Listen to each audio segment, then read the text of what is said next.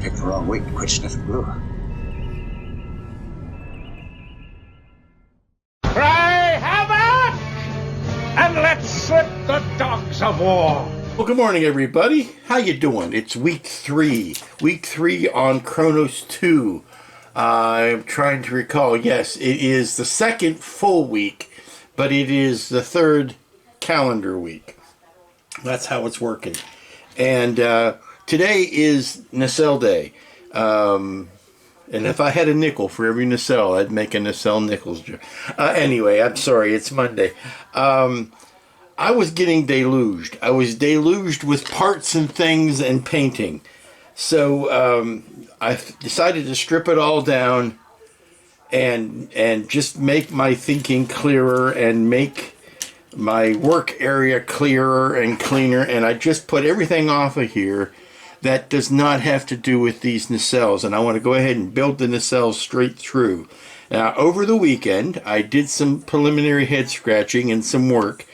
And I was trying to figure the best way to paint these, and it came to the sad conclusion, the best way to paint these is by hand. There's not a lot. I mean, you can use airbrush for some of the big areas. These guys, you got to paint by hand.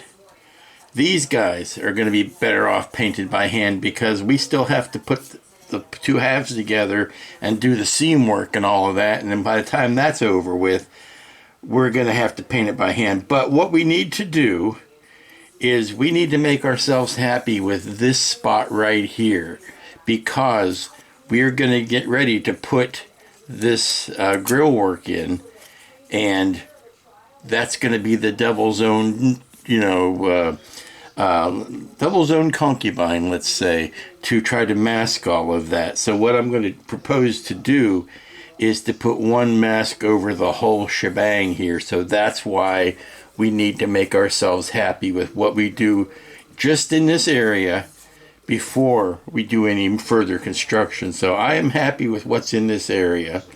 I am going to put a piece of, you could probably do that with painter's tape. You don't have to get fancy. But I think what I'd like to do perhaps is to cut a vinyl piece that will match these measurements more precisely, and that will just cover that over. And that way this area will be clean and protected from anything that we do in the construction and sanding phase of our build. So that's thing one. The other thing I was trying this weekend to work on was how to fit the lighting into it. Now this is the stock lighting from round 2 from their kit, and I have to tell you, there has got to be a better way to do this than what they have done. Stop it. Because the bulbs need to be about an inch apart, and yet we've got like 4 inches, 5 inches of wiring in between it that's ridiculously long, and it just gets in the way. So I first started by gluing them down exactly how they would like them to go, and I was stuck with a bunch of bunched up wiring in here that was doing nothing but impeding the light from coming out of the bloody thing. Also, I noticed that where they had the lights positioned, where these lights are positioned, does not line up and does not give you the best light spread with what's going on here. Logically, you would put a light behind this, behind this, behind this, and behind this. And that's not how they've got them spread out. They've got them spread out way too evenly. You're lighting areas that are way off of the grid, so to speak. If this is your engine and this is your grill, then why do you have a light all the way up here? It just didn't make any sense. So I drew something out that I think makes a little bit more sense as far as where the lighting should go. And if you can see them, it's like here, here, here, and here. One of them is dead set. That's right where it should go. Now we do have something important to keep in mind, and that is that the light that's in the front, it needs to be shining forward. Why does it need to shine forward? Well, because there is a light here, a light channel here, light pipe, that it needs to pick up ambient light so that you see that green glow at the front of the nacelle. So that one needs to actually face this way, face forward, but the rest of them will all kind of need to face in so that the light is actually going into the central area. That's going to be its own animal, and I'm going to go through this piece of wiring here, and I'm going to be cutting out a lot of the excess wire that we simply don't need, and because I think we're just going to get a happier result in the end. That has to be done, and that's an amount of work. What we can go ahead and do now is the two lights that also need to go in here. There's a blinking strobe that needs to go up here, and there's a constant on that needs to go in the back. And we can go ahead and put those in and chase the wiring around, because those are things that have to be accounted for. So we're going to go ahead and do that, and then we're going to build up all the details that we can and paint these the best we can, so that we're all ready to attach these to the secondary hull. Working on the innards of the nacelles here, and but the little pocket here that it goes in the nacelle, I kind of suspected that when I was looking at it, that it wasn't quite big enough, and sure enough, it does need hollowed out just a little bit more to get that part to fit in it. It needs to be rounded along the top, and right on these issues right here, you can see where it needs to be rounded. There's just a little nig that needs to be nibbled out right there. Take that out, round it off with your X-Acto or your Dremel or whatever to grind that out.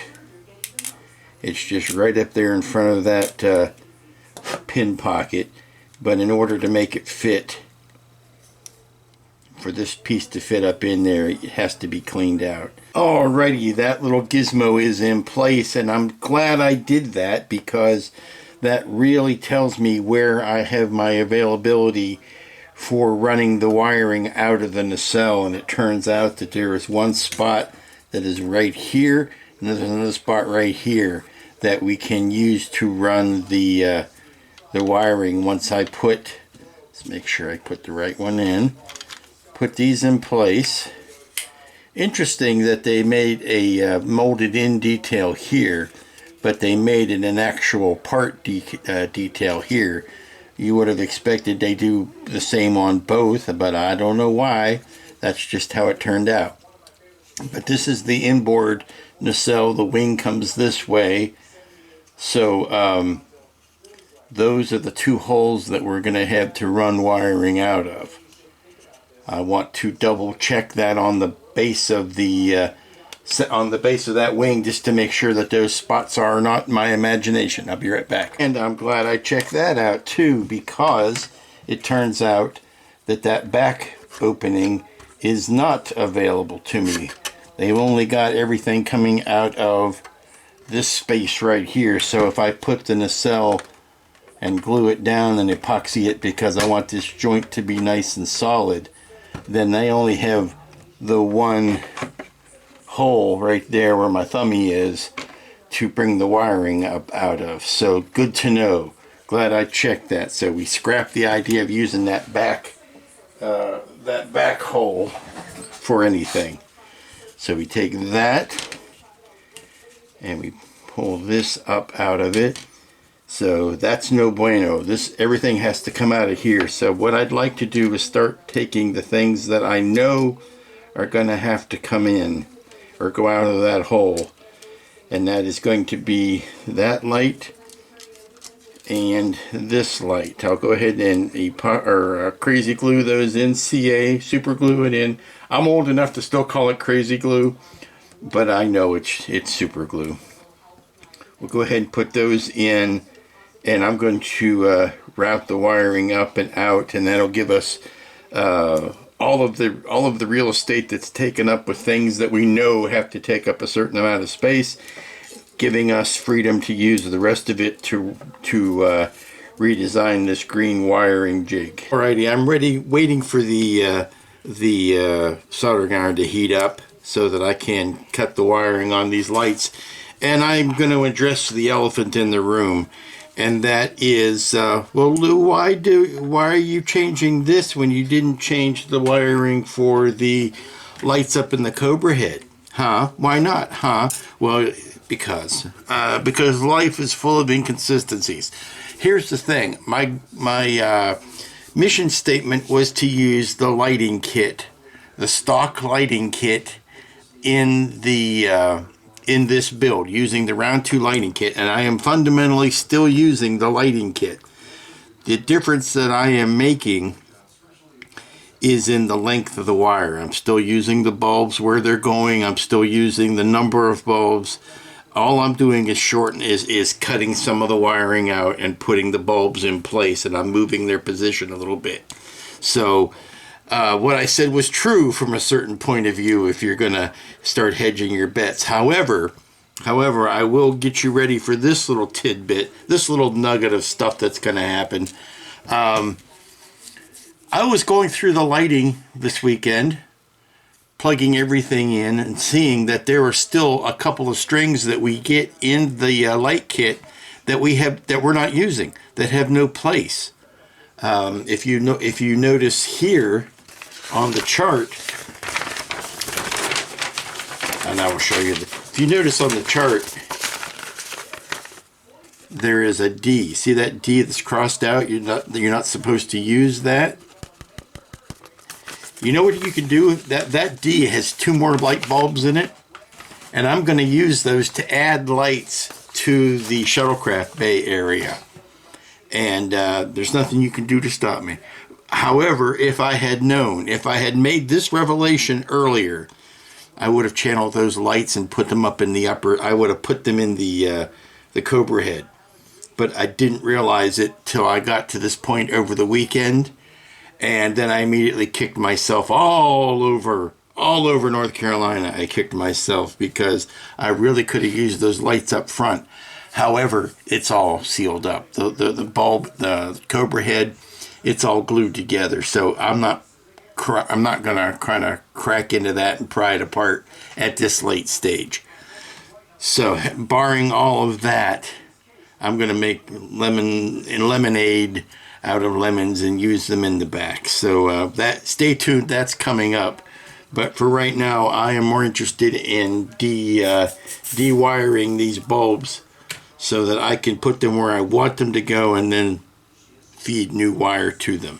All right, I think we've got a solution here. We've got our strobing underneath there. We've got our constant on or static on light there. Most importantly, we've got a much better distribution of the green lights going down the length of it, and I will show you what that looks like on the inside. It looks like that on the inside. That is so much cleaner and neater for wiring. And even with my ham-fisted goonery of soldering, it was still easier to accomplish that way. And this is how much I pulled out. I pulled this much out of the wiring harness, and still, and the bits that I used to do this jumping from bulb to bulb was also out of excess. But let me put this last part in here so we can see that will work, and that is the lighting that is going to capture this forward. See how that captures the light of the forward green LED. So and that, of course, this will go over that. Actually, no, I think we need this one. Yeah, that handles over that. So at this point, we're ready to glue, adhere, stick, otherwise affix this piece in, and then cover it over from that side then we can glue both of these sides together and then do the sanding, you know, on the seam and get all that cleaned up and painted, and then they'll be ready to attach it. So I think what I'd like to do is go ahead and do the detail work that's happening on this side. Okay, I want to go ahead and jam this nacelle together before I start wiring on the second one. But I want to get the second one wired before I take a lunch break. So basically what I got to do is slather the joint here. Now I did make sure that this would all come up through that hole, and that's going to go up the wing. So what we're going to do is we're going to put a whole bunch of MEK all through there with the big brush. And I got clamps set to standby, ready to go. Now what I don't have is I didn't put the front piece in. That front piece can be pushed in from the outside practically any point during construction. So I think that's going to wait till later. Just need to make sure we get some down each of the pinholes there, or the pin pockets. And I may have to hit some of this from the outside as well, but not a neat thing, not a pretty thing at this point. Just hitting it with a bunch of MEK. Okay, so now we jam these two together, making sure we're not pinching any wires. And then we get the clamps out. Clamp, clamp, clamp, clamp. Oops. Can't clamp around these guys. I can move that one up and put another one there. And then we'll put some along the top. Big clamp here.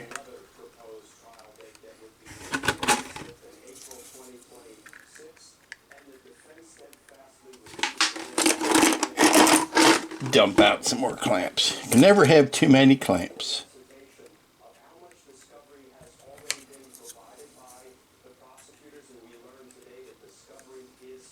Pull these areas in tight. Actually, that big strong clamp is a little too strong for that. I don't want to crush the plastic. I just want to bring it together.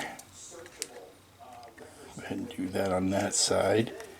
And I'm going to put this in place just to hold everything in shape. I don't necessarily, well, you know, I could glue that in. There's no reason not to. Let's go ahead and glue that on as well. No reason in the world not to do that. That'll also reinforce that back edge so that it doesn't get crushed by anything. There.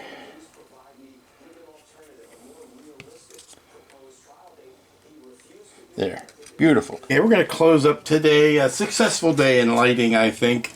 But we're going to close up today with this shuttlecraft bay. Now, I did add that string of lights that we're not using for anything else.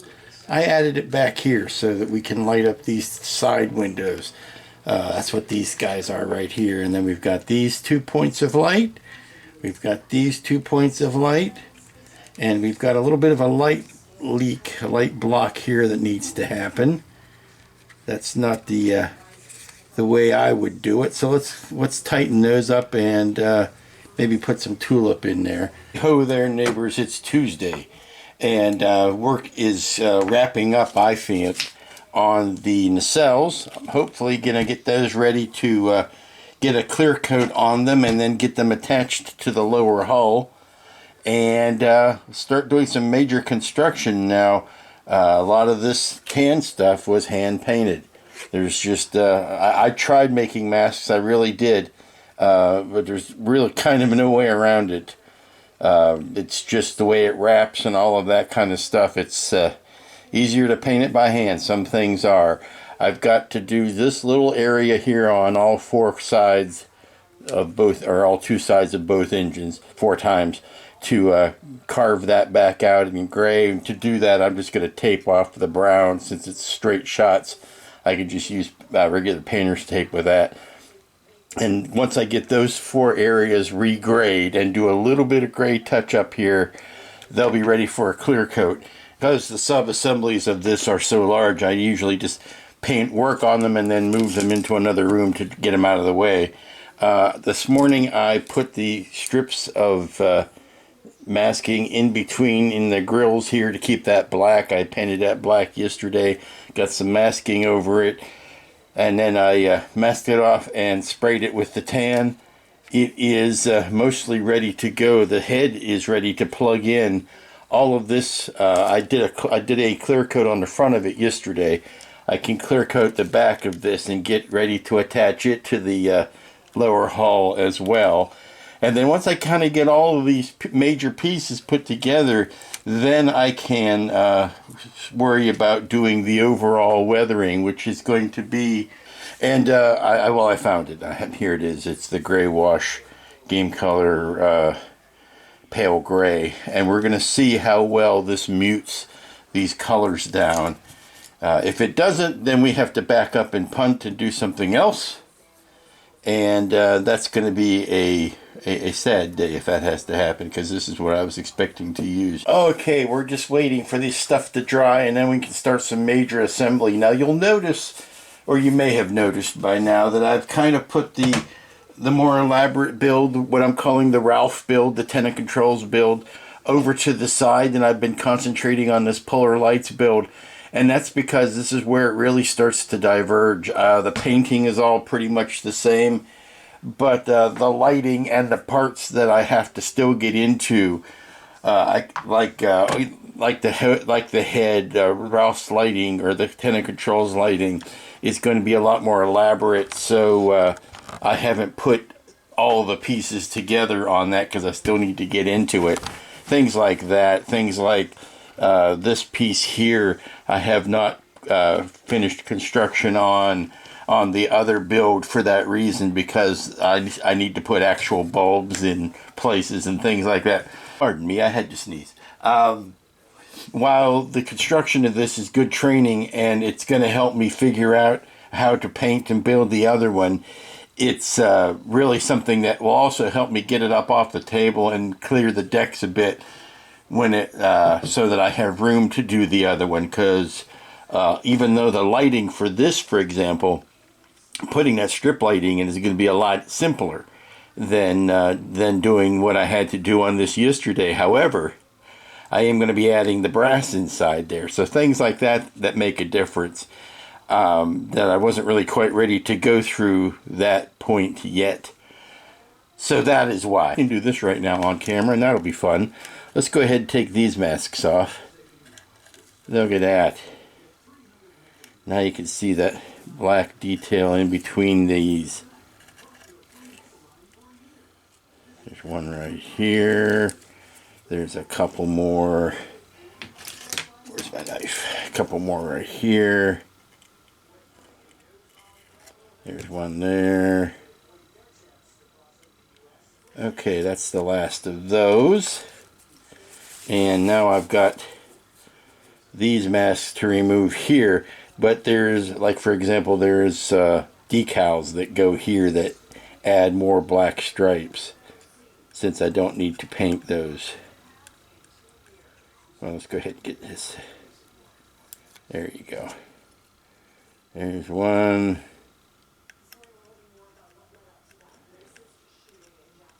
Come on, there you go. And then now that these are drying, I can put the clear coat over them. But voila, there you go. Looky here, we're starting to do final major construction. And I think we need to do some altering here. Now, I have got the base of the back end sitting on the base, and I've got these in place. They're not glued yet, but I'm chasing my wires up, and I'm getting ready to push them through here. And there's no real direct route. I think we need to make a hole on the side of that tub, we need to make 2 holes. One for each side, and right about, let's see where my arm is, right about there is where we need to make a big old hole in the side to push these through, so that we can pull them all through before we start to do any of the final construction, because we're going to have to use a slow-acting epoxy, I feel, to seal everything up. But we use anything too quick, it's going to set too quickly. So yeah, and that's going to be one of those things for all hands on deck for every clamp. Once the top is on, hush you, once the top is on, that will allow us to attach the neck and plug in the strobe that goes here, or the formation light that goes there. We can do that from the front, but these guys, and it might not have been such a big deal when there was only one of them coming up. Used to be there was only one light that came up through here. That might have been easier to snake and bring up through the center, but having this bundle of 3 here is going to make it much more difficult. So let's do a little prep work on this tub, and maybe from the inside you can see I need to cut a hole like right about there on both sides, and I don't care, the bigger the better on that, really. Okay, some tense moments, I won't lie, but the engines are on. Little bit of, I had to discover for myself what was going to be the best adhesive solution, and it turned out to be CA. Okay, kids, it's time for the thing. It's time for the thing. This is the single most biggest butt puckeringest thing you're going to do when it comes time to build a, whether it's the Katinga or it's the Kronos 1, is you got, at some point, you got to put the top of the secondary hull on the bottom. That's just something you got to do. It's like landing. You got to come in low before you land. So, clamps are at the ready. A big old pile of clamps at the ready. I'm going to slop a bunch of MEK on all of the pin pockets. Every place that there's a pin pocket, that's where the glue is going. And also along this big edge here on both sides. Got the big brush out. Not going to be afraid of getting a little bit sloppy. See, look, it's showing my support. Even the compressor is showing its support. Every place where there is a pin pocket, I'm going to try to get a clamp in there. So, I've got the holes drilled. I've got the wiring started so that I can pull those wires tight once everything is in place and nothing gets pinched. The MEK is slow enough of a glue that I don't have to worry too much about it setting up instantly. If I were using a CA on it, it would seize up almost instantly. Epoxy I had thought about, but then I remembered the problems I had with epoxy when I was doing the Enterprise G, in that it, when it was setting, it was expanding a bit, and I'm afraid it would end up pushing the 2 hull pieces away from each other. I think we'll be in good shape with the MEK as it is, but once it's all set up and I've taken the clamps off, I think I may go back in with an epoxy and just use that to reinforce some of the joints. That, I think, is a smarter use rather than trying to use the epoxy to hold everything together. I think I'd rather keep it for reinforcements. Well, huzzah! The 2 paths are together, and I found that it was best to go ahead and put the perimeter pieces in, or the edge pieces, because that actually holds everything together in the right orientation. You don't want to over squeeze something too tight and then not be able to get these in. So I felt it was easier to go ahead and put those in, squeeze them up tight, and eliminate any gaps between the parts, and get out every clamp that I have, and just add clamps until I run out. But it's in. Huzzah. As I've said, huzzah. Now, of course, there's paint patching to be done. That's to be expected, and frankly, I welcome that. But let's see how it looks from the front here, whether I can turn this over. What are you hanging off of? Making sure the seam here, particularly up under the... Now, remember, there's those shoulder pads that are going to go on there, so if there's an ugliness there, I'm not concerned. I want to make sure this edge here is nice and clean. That edge there is nice and clean. Everything else can be puttied. Well, that went so well, I've decided to press my luck. There is some repainting or touching up that needs to happen because of glue bombs and whatnot. And I figure it's only going to get worse. So no sense of doing that before I put the head on. Put the head on and then do one clean pass all at the same time. So I am making sure, of course, first that there is nothing, no impediment, nothing that's going to stop this from fitting tight and sliding in nicely. That's what she said. I had to say that before the rest of you out there beat me to it. But I think we're ready to go. Some some MEK on this, and a big swath of it around there. And I think what has to happen is that the bottom has to go in first, or the top has to go in first, and then snap in over the bottom. That's what I'm thinking. And then I will, when I start to do the reinforcing, I can put some epoxy around the inside. Well, look at this. It's all one ship. Yes, there is cleanup that needs to be done. The sanding and some seaming where the glue has bubbled out and needs to be leveled off. But really happy with how that turned out. I have a feeling that the model makers that made the filming model ran into the same problems that I did, and they solved them exactly the same way. As they made these little plates to go over to hide this seam here. There's a big ugly behind there, and there's even bigger and ugliers behind those gray plates. So that's why I think they came up with the idea of putting those gray plates where they did, is to hide that big gap. But we're happy. Everybody is in. Everybody's solid and secure.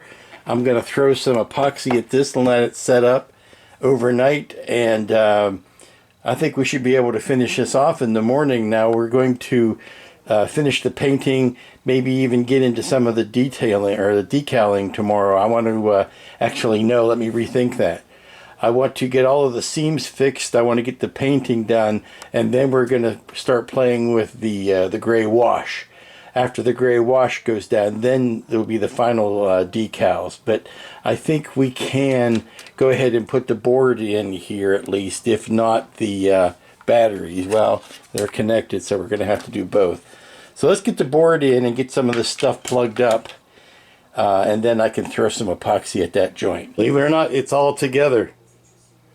And we're into the necessary evil stage. Now, because this uses the Polar Lights lighting kit with the battery pack, that means this guy doesn't get glued down. This is how you get in and turn it on and off. And that's a nest of wiring and tucking and untucking you've got to do every time. When I get to do the full version with the Antenna Controls lighting kit, all of that power will come down to the base, so I will be able to glue this in permanently, and that'll take care of 87% of those problems.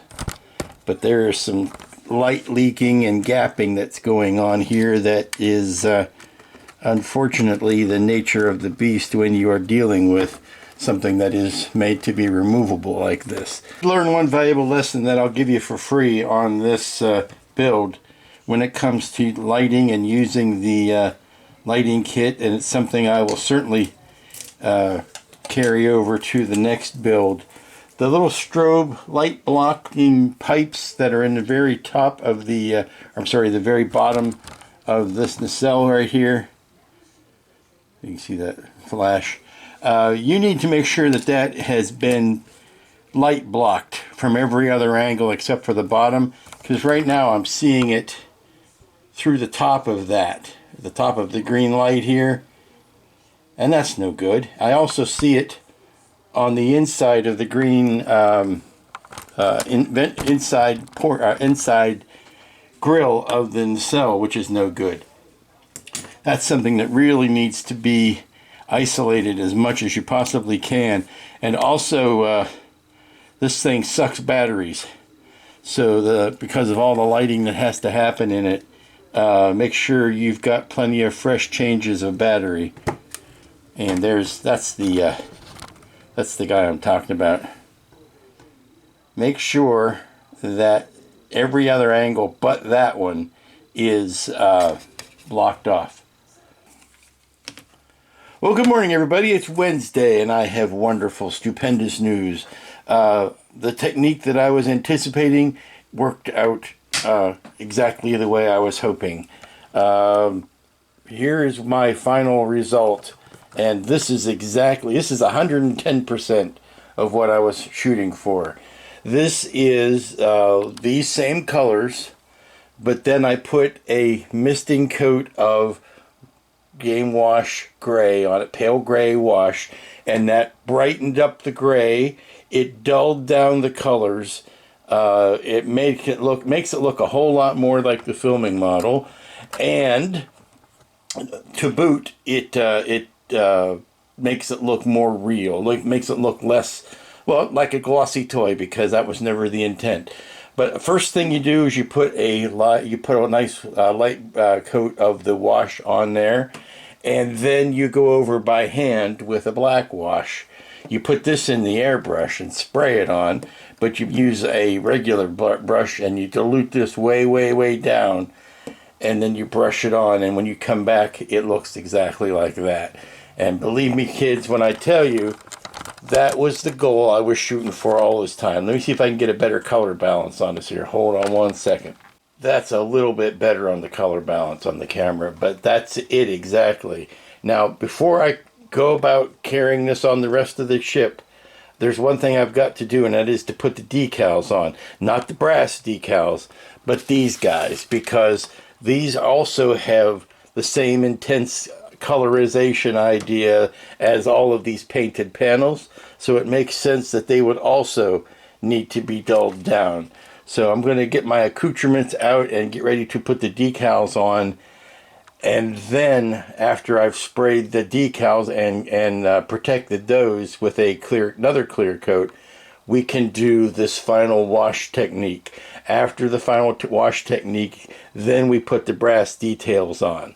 Okay, so I'm starting to lay out the decals that I need to put on the head, and using the color photos on the box, most of it's fairly easy. Some of it's kind of tough to discern because they've got brass covering the decal. So you've got a number saying, okay, there's a decal behind it, and then there's a brass piece that goes on top of it. So that is trying to figure out how the two elements relate to each other. But we're going to start with putting it in camera. We're going to start with the face of it with these green stripes up here. Okay, I've got the front decals on, particularly this one and these guys. And if you ask me what the best advice I could give you for this decal is, I would say don't use it. Try to paint that on if you can.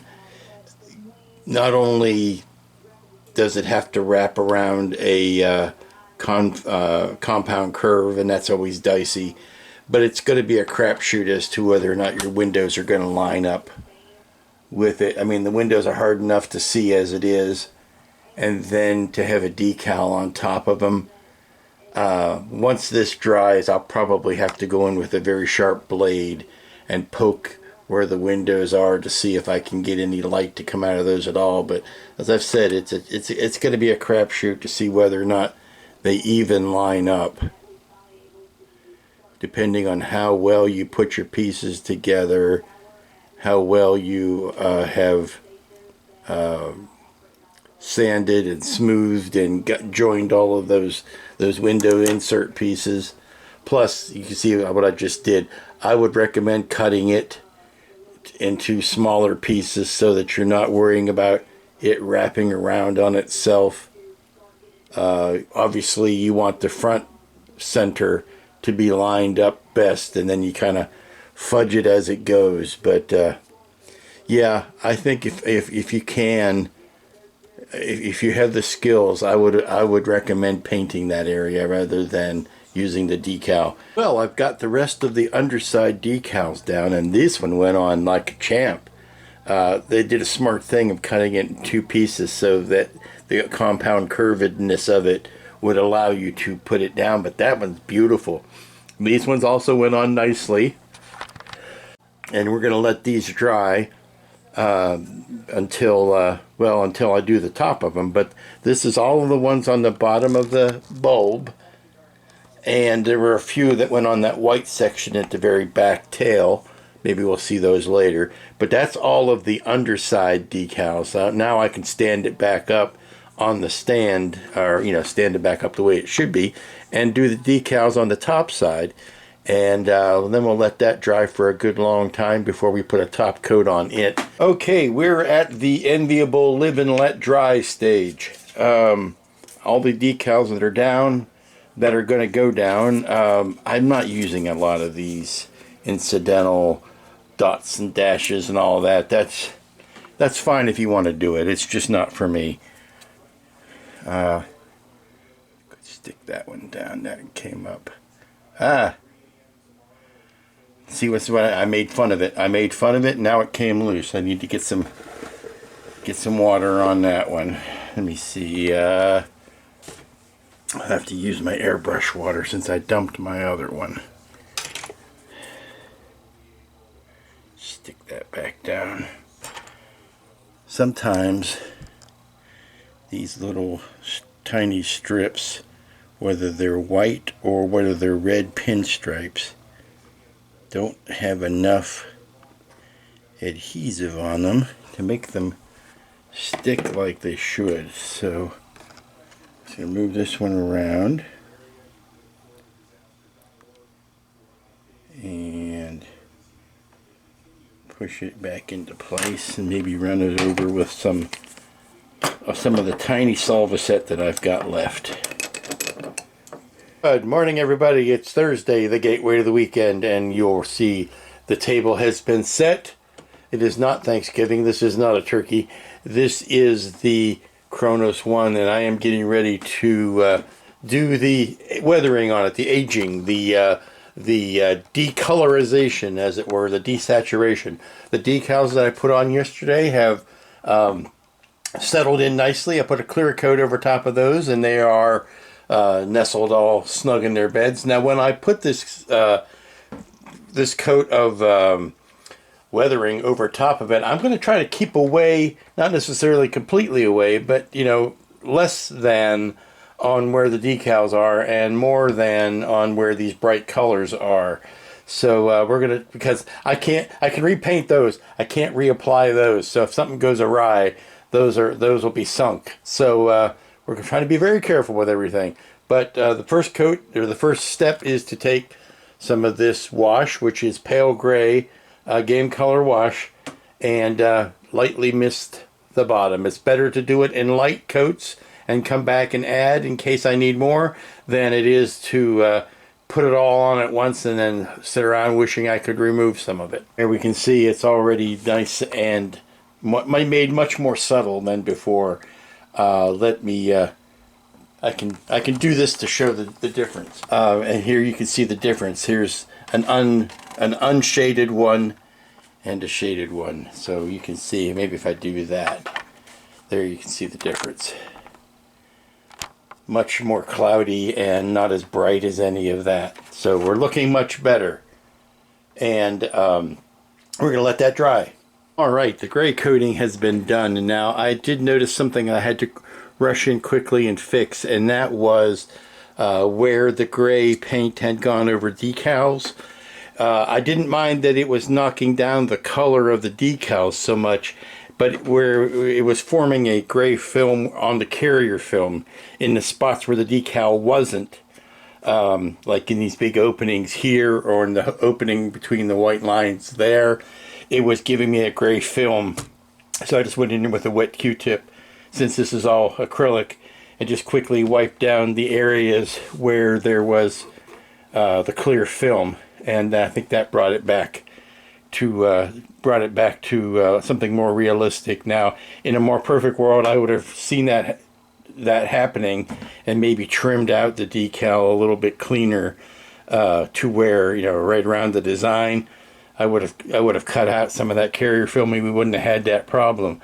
But now this is all nicely knocked back. The colors are a lot more muted than they used to be, and the next step would be to put the black wash over everything.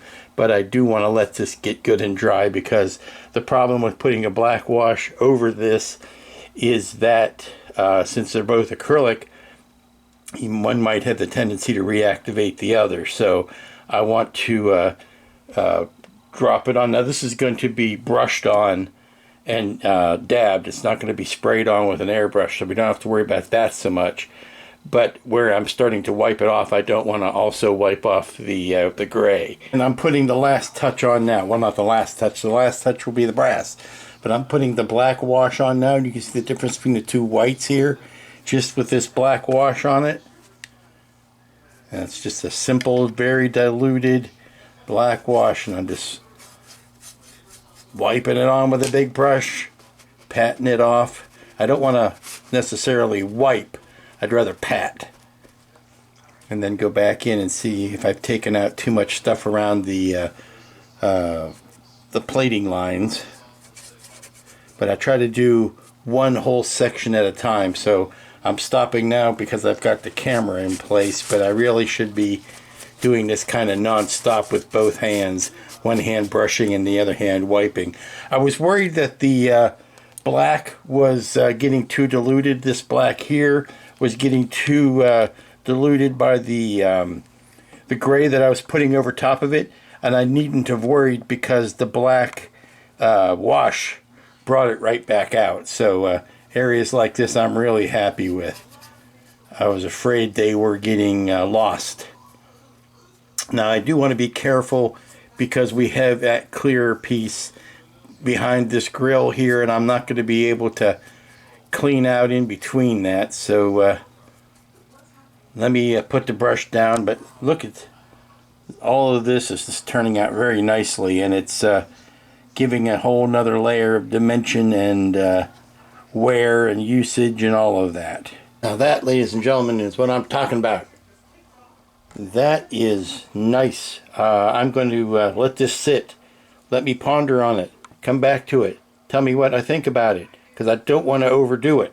You can't. It's easier to add more than it is to take away. So at this point, I'm happy with the entire top of this, and I am ready to come back to it and see if I still like it. If I want to add any more, I could still see going in maybe with a stronger concentration and a finer brush, and just bringing out a plate here or there.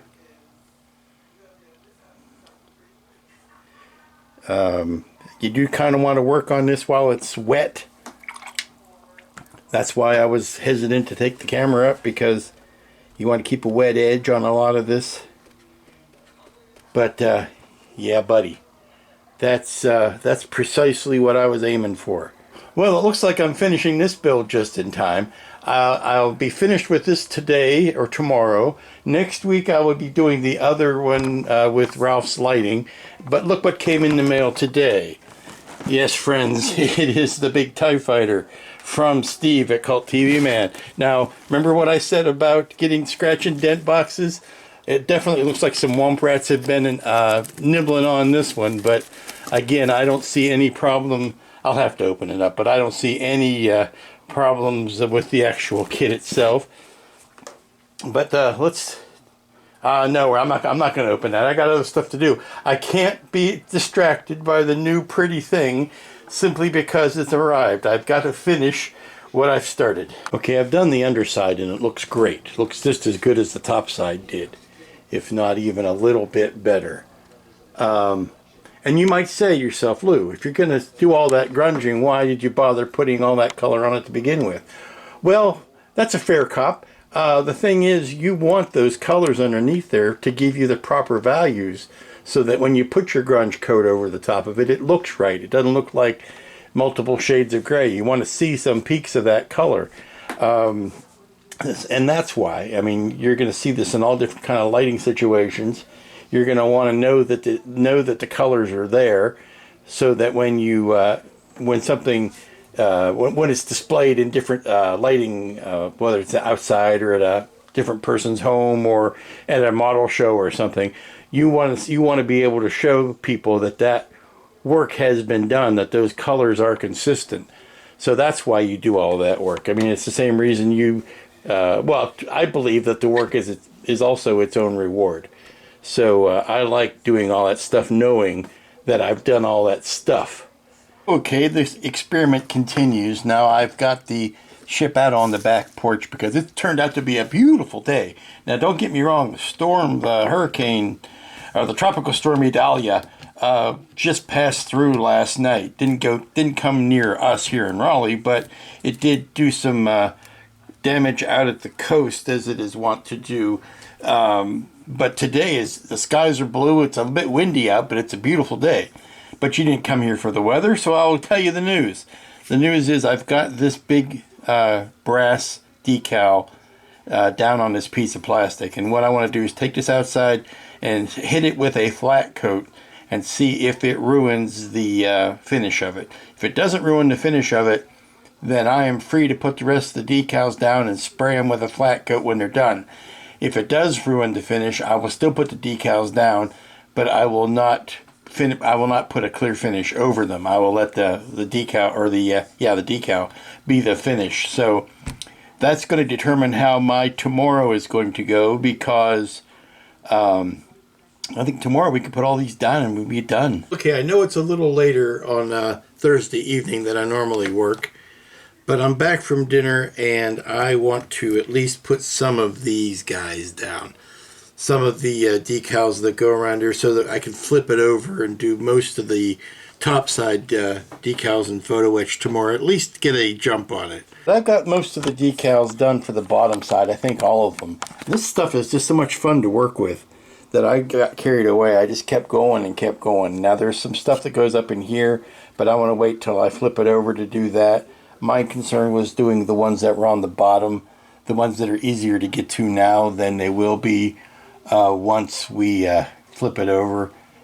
But yeah, these are fun. I would hazard to guess that they were a lot easier to work with than the brass is going to be.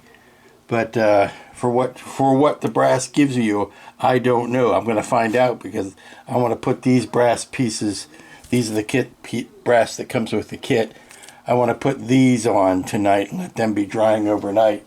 And I think I'm going to put those on with some micro crystal clear. All right, my final act for the evening was to put those pieces of brass down. Now I've got the micro crystal clear in there, and I'm hoping to all good things above, that when it dries, the clear parts will go clear and you won't see all of this white. That is just from the glue. But I wanted to do this rather than use CA, because CA does not allow you the grace period of moving things around, and I needed to inch this over just so much after I put it in place. And the well, it helps if you was in camera, and the micro crystal clear allowed me to do that. This is a little bit bent. I'm wondering if I should put just a little weight on there or something. Maybe come back once the glue starts to get really tacky, push that down. But I think that's going to serve its purpose. Morning, everybody. It's Friday. It's the last work day of the week, and I am confident it will be the last work day on this particular Kronos 1 model. I have started this morning with the actual bits of photo etch that are included with the kit. I want to get these done and drying while I'm working on the decals of the rest of the top. And you run into a unique problem, and that is that you have flat metal. You have flat metal that you want to bend around a shape, and that's not the easiest thing to do. Now, there is a process known as annealing, which involves heating it up to a very high temperature, which takes the I don't know the scientific term for it, but it takes the will to go flat again out of it. The residual memory of the flatness of the metal, that gets removed when you anneal it, and you can bend it and it will retain that bent shape. We will be having to do that on the more complicated version of this kit when it comes time to bend that piece around here and get it to stay. I've seen many people make the mistake of thinking you could just CA that in place, only to have it go poing off in the middle of the night and disappear. You have to heat that up and bend it. But on some of these smaller pieces, like what goes on top of the dome here, you can get enough of a bend out of it just by putting it over a form. And part of what I was doing this morning was racking my brain trying to find a form, and it was staring me in the face. It was this little guy right here. This is one of these stupid little promotional pens. See, it even says promotional item on it. I got this as a sample years upon years ago, and it just sits in my pen box up by my computer. But the nice thing about it is it's got this plastic ball. See this plastic ball here? This plastic ball is the right shape that if you just take this piece of round metal and you just sit like this and you just form it against this plastic ball, it will give you the compound curve, the compounded shape that you need for it to fit. See, it looks like a metal contact lens. See if you can make sure you can even see that. But that's what it needs to look like so that it fits over the dome of the top bridge deck. And like I said, not the easiest thing. And I'm going to have to use CA, the really thin stuff, to hold it in place. I don't think the microcrystal clear is going to do a good enough job. But if you bend it like 90% of what you need, doing it this way, you can hold it in place and kind of tack it down with CA to accomplish the rest of the bend that you need. I need to open that up because it has to fit around that front part. It's giving me a little bit of a problem. And then you have this same thing here, which is the even smaller bit that goes on top. And I found that if you take that, because you just need to round it a little bit, you just need to find something that's got a bit of a dome to it, like this, and just push it against this dome and kind of rock it around like that, and it will eventually follow that shape that you need to have it have so that it fits on top of everything. This guy is a little bit tougher. That is the one that goes around the tower.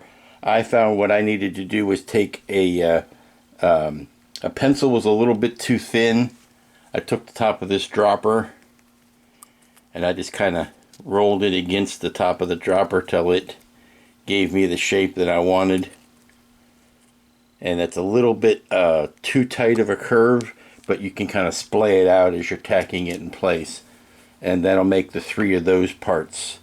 Well, that was some fiddly work. Now I will tell you, this is excellent practice for when it comes to do the next version of this model. The trick to doing this long piece here was, of course, you get it bent, formed to the shape you want it, nearly the shape you want it, and then you tack the center and tack both sides with the thicker CA. And then once those are tacked in place and you use a little bit of kicker to keep them in place, you can use the really thin CA and just run a quick bead of it. Just a drop will run along that edge and it will fill in very nicely. So now that's all done. Now it's got a bit of a gloss on it because of the CA dries glossy. I'm hoping that when I put the final flat spray on that, it'll take care of that glossiness. So now that those are done, I'm going to go ahead, buoyed by my good results here, put these last bits in that go up on the neck here. See if I can get that better in camera. Yeah, let's do there you go. There are a couple more spots that go back here at the base of the neck. Those are just flat. They don't seem to need to be bent or formed or anything like that. Let me see if I can find the example. Yes, here is the example. And they just stick straight out, so they don't bend at all. Go ahead and get these guys glued in, then I can go on with the decaling. The last solid brass bits are on. I've put the shoulder pieces on finally. That really dresses up that edge. And now it is straight, it is just decal straight to the finish line. So I'm just going to sit down and start doing a bunch of decaling. I am having the best time with these brass decals. It's sort of like it's trimming the Christmas tree. It's like putting tinsel on everything. And it's really going to make it, I think, maybe not easier to deal with the brass on the next kit, but certainly by the time I get to this point, they will be familiar shapes, and I will remember what I was doing when I was doing these guys. But they're going on like a charm. I won't lie to you. I'll tell you that they would look better if this was lighter. See how much more noticeable they are here. If the paint job was lighter, you might see the brass more, but I think the idea is that when it catches the light in different angles, it really shows up. I think that's the fun part of it, especially these bigger ones. Now there's a long skinny one here that goes down the side, and that actually covers up the holes in the R2 foot piece. Those holes I never did fill in right there. Those will get covered with this brass decal, and more importantly by the actual brass in the elaborate build. So yeah, this is fun stuff. I'm still continuing with the tinseling with the brass decals, and I've run into my first dispute. I have run into something that I do not agree with, strange but true, on, you know, me and round 2 decals. If I agreed with them completely, it would be, you know, dogs and cats living together. It would be mass hysteria. I am looking at 138 and 135.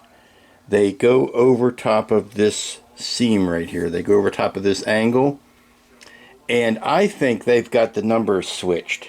I think this should be number 135 and this should be number 138, and I'll tell you why. Look at, at least get something to point with. See, try to get the glare of the light off of there. See how it has this structure that comes out? There's this big open gap right here, and then it kind of goes and it jogs down, and then you have this angle coming up. So the front of it goes this way and then jogs that way, goes down, and then there's a large structure. That is more consistent with number 135. See how it goes down, jogs to the side, comes down, and then there's this structure in this open space here. You can see that, to me, matches that open space there.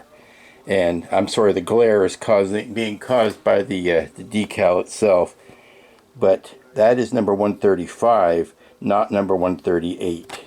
Here is number 135 over here, and you can see how it comes down, jogs to the inside, goes down, and then there's that structure again with the open hole, which is more consistent with this decal, which is 138. I cut the number off of it, but it is, so it comes down, jogs to the side, and then the open structure. So that's what I'm going to do. I'm swapping those 2 decals out. I recommend you do the same, just because I think that is more consistent with how it looks. All of these that we're putting on are mirror images of each other. So if one looks like this, then the flipped version of it goes over here. That's an easy way to keep track of which decal goes where. I'm just putting the decals kind of in position where they go. And the good news is 137 and 136 are correct. They are correctly marked here as to how it's kind of tough to see over top of the tan.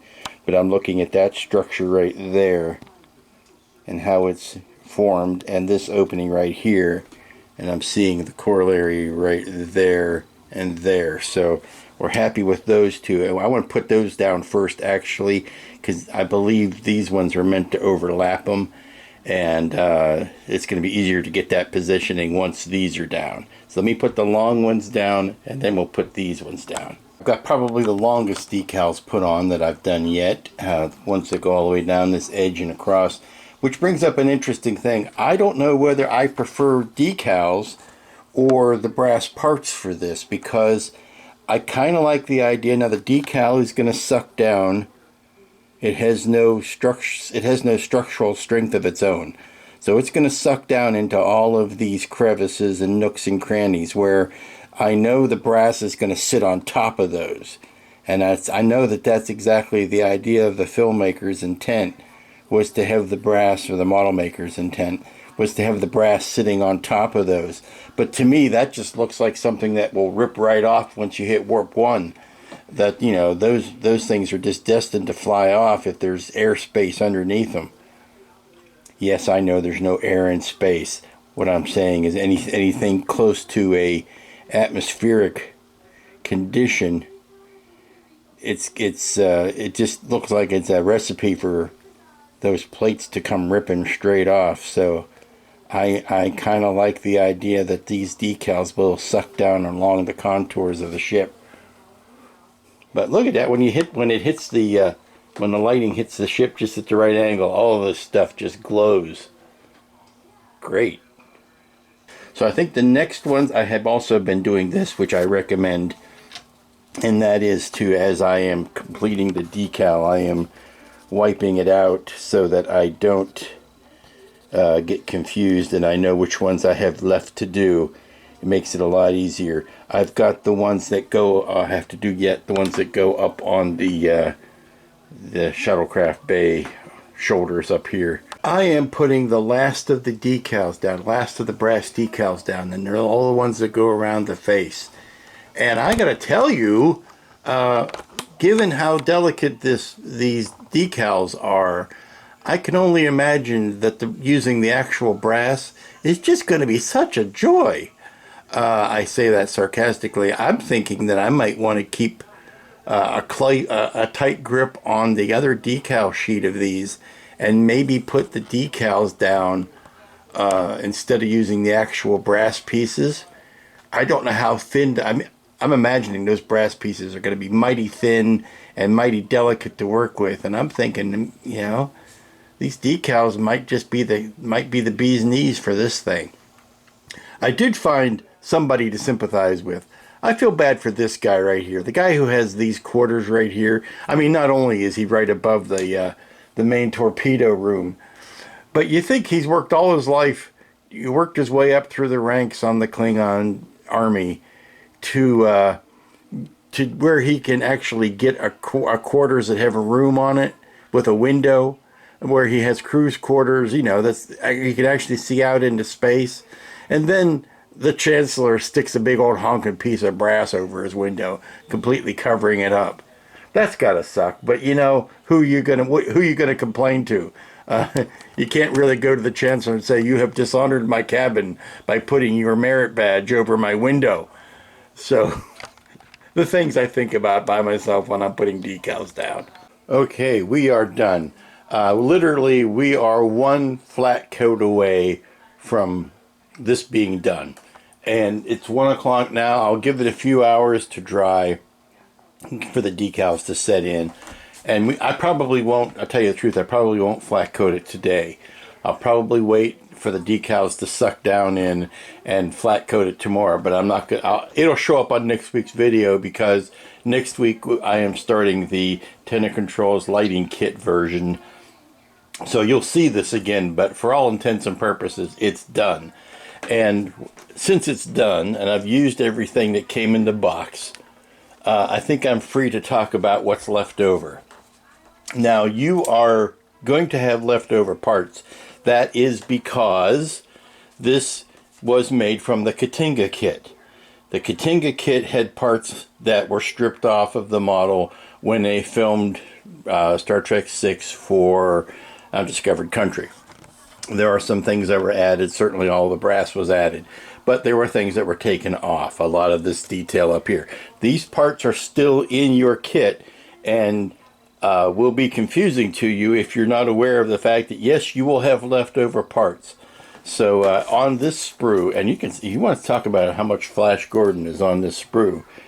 That's an indication of how much gunk was on there. But you have parts that you can put in a stash box if you really want to. But you have things like that's all that detail work that went on the front of the secondary hull.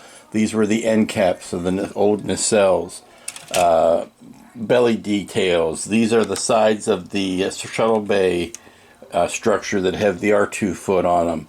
Those you don't need anymore. That curved piece you don't need anymore. So, if you think there's all these little tiny details that went in those little holes up front there, if you have a stash, a scratch building part box, you could clip those off and, put them in your stash box. This is an interesting shape. I will save this one. That's an interesting greebly. And I will save that one. And that's it. Actually, no, I'll save both of these engine end caps because they're symmetrical or they're mirrored to each other. And you can make something interesting out of that. But frankly, all of this goes in there. There's another sprue with more parts. You've got these little structures here. Again, that's all that stuff that went on there. You don't need that anymore. So these will make nice greeblies, and I think I'm going to keep this whole sprue. And then here are the clear parts you don't need. Now, if you're going to put the clear parts up in here, then you're going to have a set of these that are opaque. That will be extra.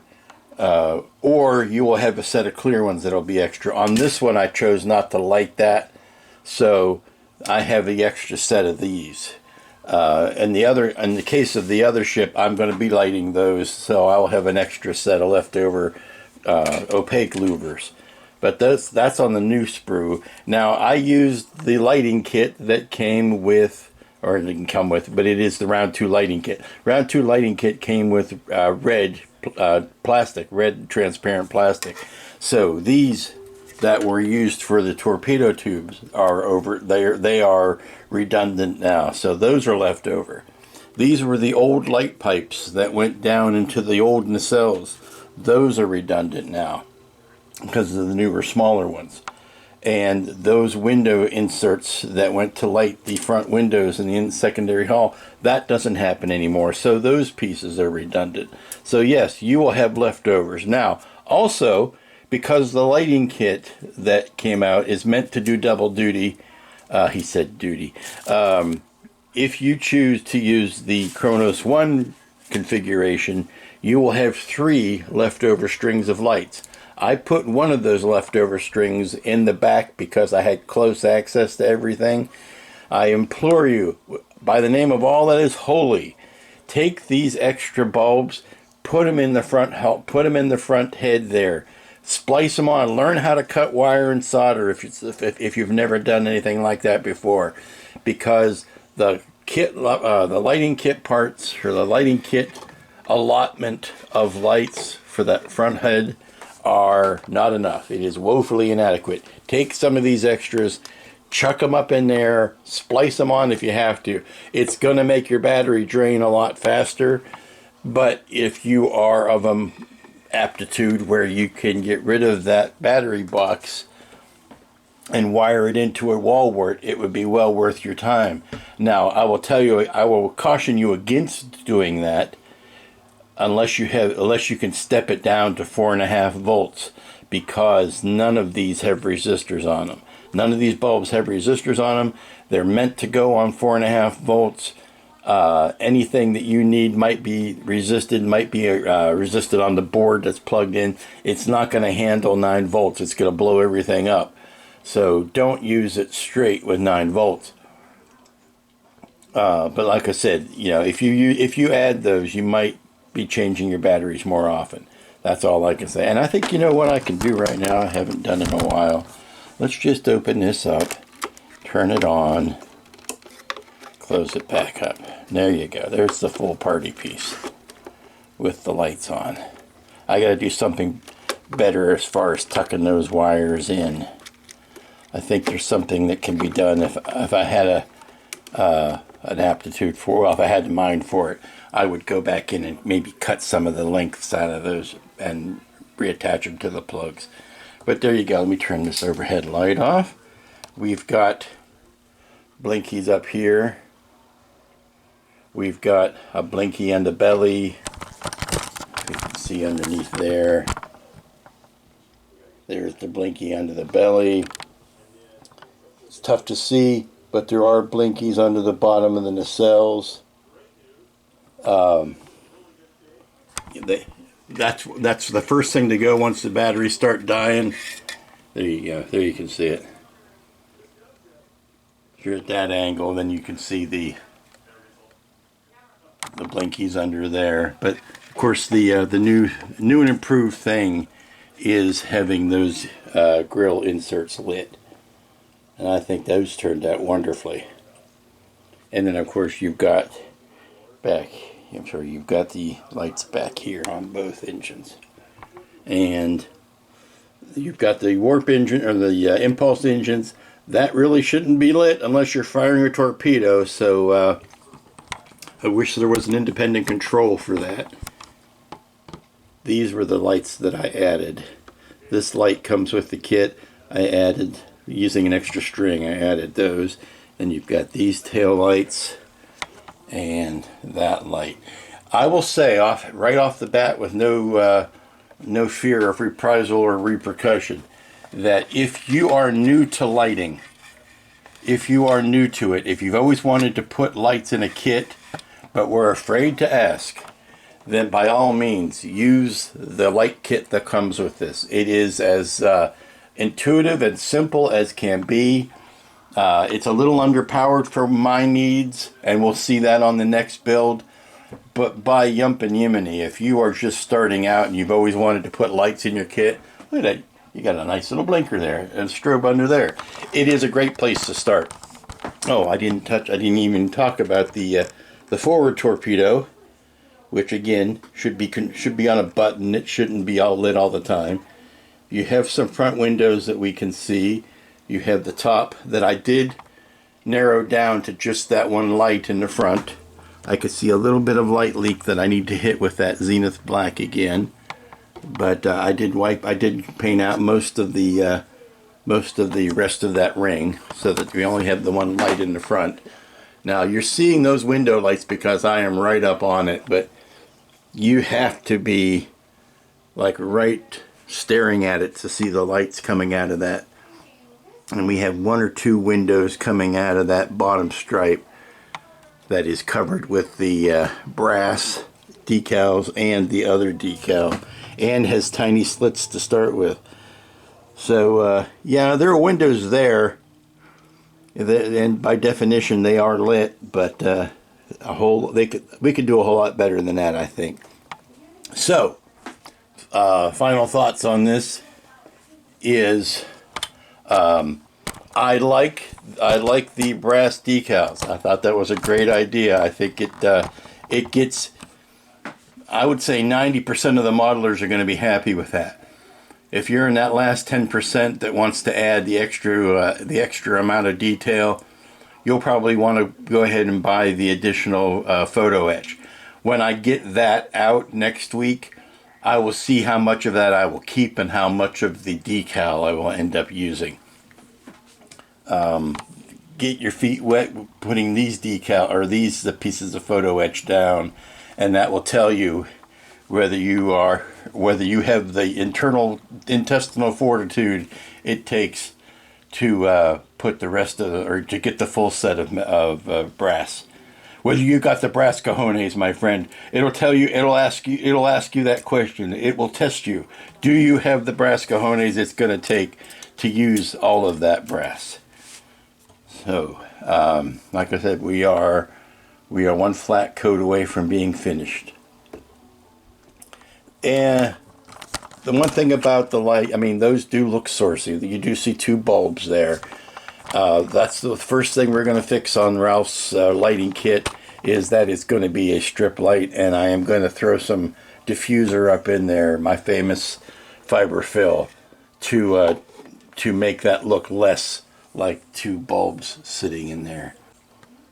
Just as I had hoped, I hit this with a touch of the flat clear and it got rid of all of the CA glossiness. So we are in wonderful shape. And I also went through here and touched up those plates with a little bit of the gold paint. And we're ready to call this thing a done ship. And once more with lighting. You see the engine's all lit up and the beautifulness of the photon torpedo right up front there. Boosh. That's it. This is the Kronos 1 down, 1 to go. That's what I'm going to be calling this week. 1 down, 1 to go. Not going to talk about what we're going to do next week because that's on next week's video. But if you enjoyed this one, stick around. We've got an even more elaborately lit one coming next week. So until then, y'all be safe, be smart, get outside. It's beautiful. You know, the last few weeks I've been telling you to stay inside because it's hot out. It's been beautiful. Fall is here. Get outside and enjoy it. Take your model outside and sand it. You know, sit outside, enjoy the weather, but also build a model at the same time. So until next week, y'all be safe, be smart, be good to each other. There's not enough of that going around. And we'll see you here next time. I'd give real money if you'd shut up.